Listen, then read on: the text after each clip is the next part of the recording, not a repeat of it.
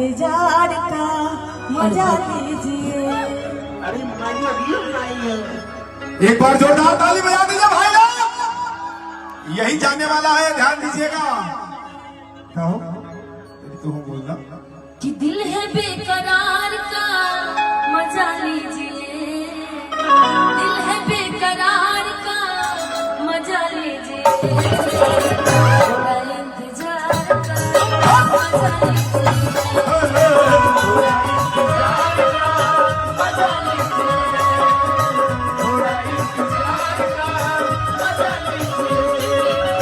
भैया भैया लोगों के मिजाज का एक लाइन बोल दिया था।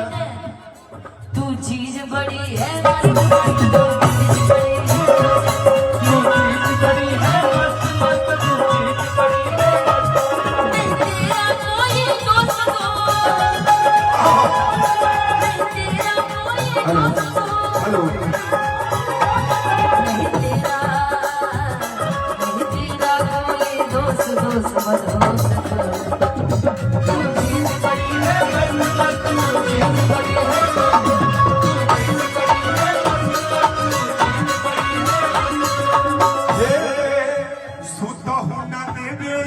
रात भर जगावेला।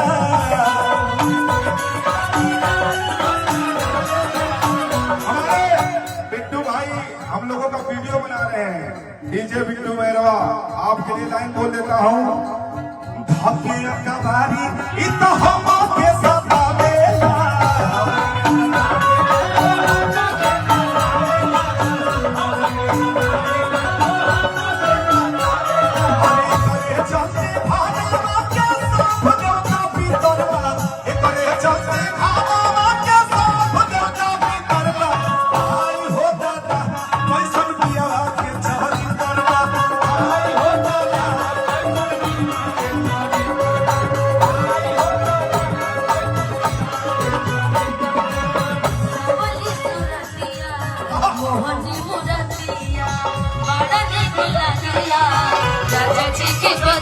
क्या बात है? सावली सुरतिया, चल के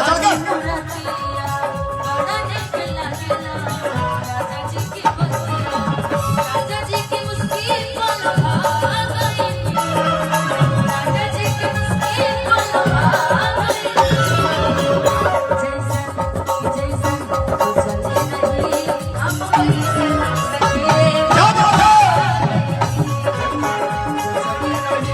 हम वैसे सखिए बर्बाद।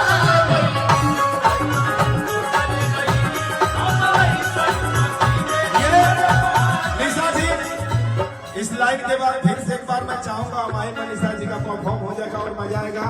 आप लोग के देख के वह लाइन याद आ गई कि खुलल केस गच्छित कमर राजधानी, खुलल केस गच्छित कमर राजधानी।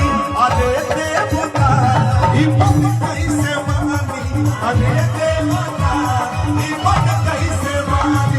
खुलल केस गच्छित कमर राजधानी,